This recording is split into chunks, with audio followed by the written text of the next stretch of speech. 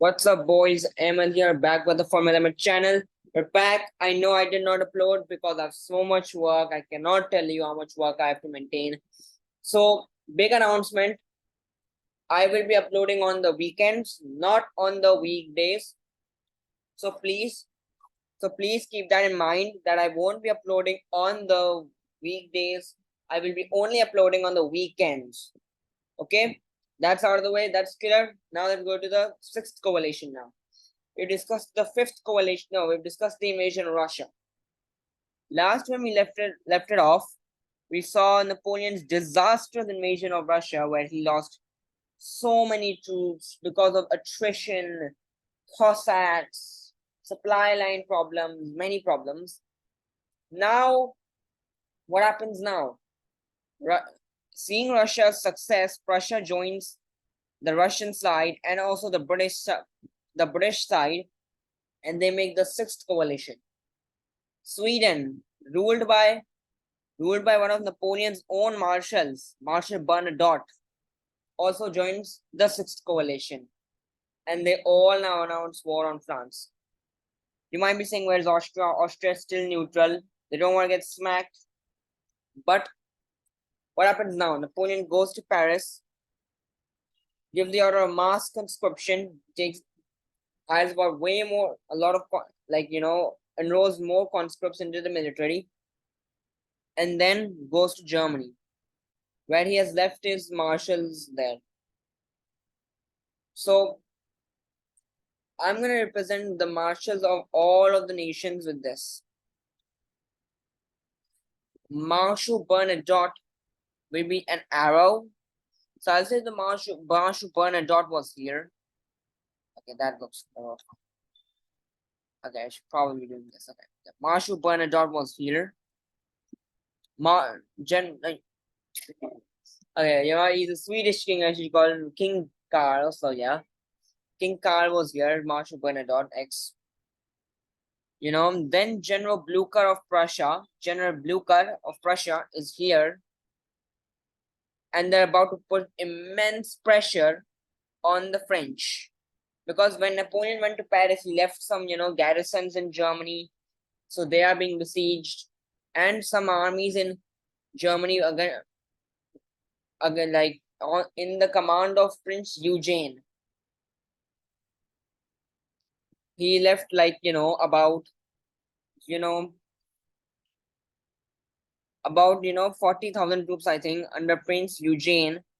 I think it was his son-in-law. He put 40,000 troops under him, and then set for Paris. Now Prince Eugene's being Prince Eugene doesn't have any experience of independent command without veterans, so he retreats. He retreats to basically here. Then Napoleon comes with his new enhanced army, and oh boy, the General Blucher and Bernadotte were winning. They were losing badly. Napoleon destroyed them at Lutzen, then drive them out and defeated them at Bautzen. Now I'm about to tell you what happened after Bautzen. Okay, wait a minute.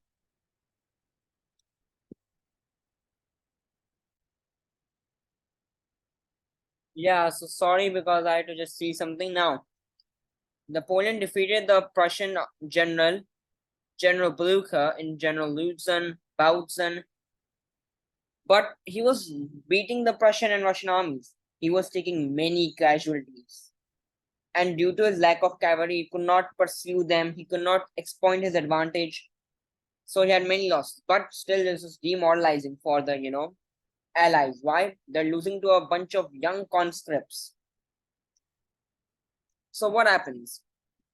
Allies decide that they need some time. They need time to re-engage their army, constitute their army, and Napoleon also needs time to fulfill his lack of cavalry. Both agree to a small and very short, when I say short, I mean very short, armistice. It happens for a little while. Then I think the foreign minister of Austria, General Mitrich, that was the name, put the armistice of Plaswitz. And it was embarrassing for Napoleon, the armistice of Plaswitz.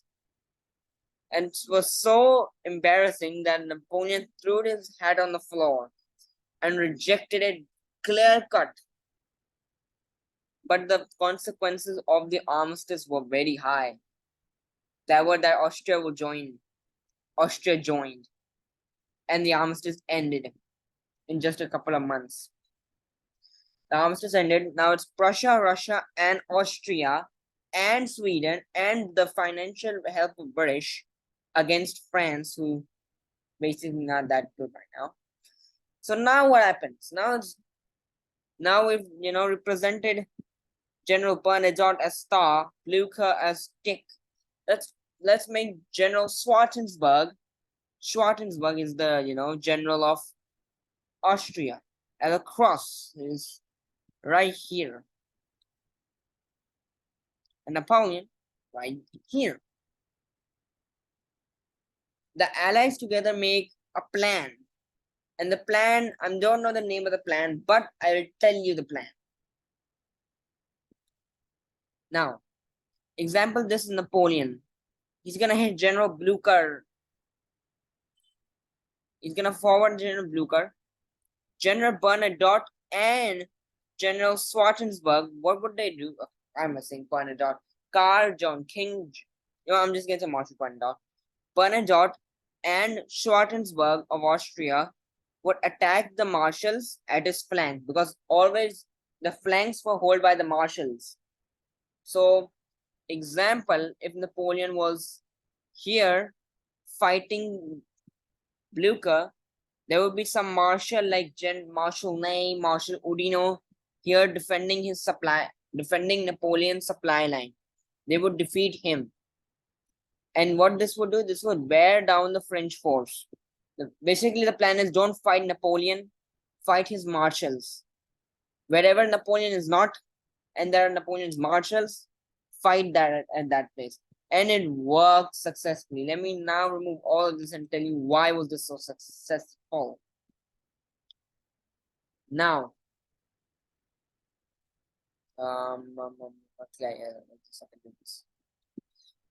old stamps again. General Blucher and Bernadotte is there, and General Schwarzenberg is here. Again, Napoleon came after Blucher. At Rensbach, and the continuation of Bautzen and no, not Bautzen, but Rensbach, he destroyed General Blucher's force. But in this plan, there's one thing more. You know what? Don't fight Napoleon, I said, right? So whoever Napoleon's about to fight, like he's about to fight General Blucher, right, in the tick. General Blucher, retreat. Retreat. Don't fight Napoleon. You do not want to fight Napoleon. So when Napoleon was here to confront him at Rensbach, the Prussian army just retreated. And what happened was General Bernadotte attacked General Oudinot here, and General Schwarzenberg attacked at Dresden. Napoleon saw, oh my gosh, Dresden is at risk. Marshal Oudinot has at least enough men to fight off General Bernadotte. Has enough men to fight Bernadotte. Let me go save Dresden. He goes to Dresden. What Blucher does? Attacks. Attack, attack, attack. Now go forward. Now Napoleon defeats the Austrian army at Dresden here. I'm gonna take now a question mark. Yep. He defeats the army of Austria right here at Dresden. And me and many historians say that this was his last major victory, because this was the victory that actually, now in the French campaign he had major victories too, but none of them were like those victories that completely stopped the coalition. This one battle of Dresden, stopped General Schwarzenberg of Austria from fighting. But so Napoleon won at Dresden, right here. I'm gonna make it,